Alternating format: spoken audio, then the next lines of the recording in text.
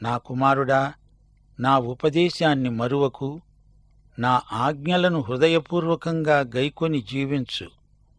నా ఆజ్ఞలు నీకు శాంతి కలుగజేస్తాయి, దీర్ఘాయువు కలిగి సుఖజీవనం చేస్తావు.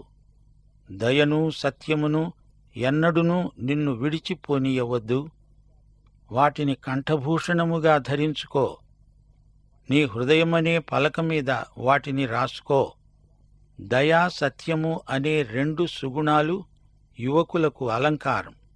వైఖరులలో, క్రియలో ఈ 2 లక్షణాలు కనిపించాలి. ఈ రెండిటికి తోడు ప్రేమ కూడా ఉండాలి. బాధ్యత నెరిగి విశ్వసనీయుడై జీవించాలి. దయగల వ్యక్తి ఇతరుల క్షేమాన్ని మనస్కరిస్తాడు. పరోపకారం అతని ధ్యేయం.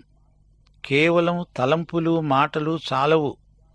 దయా సత్యము క్రియారూపంలో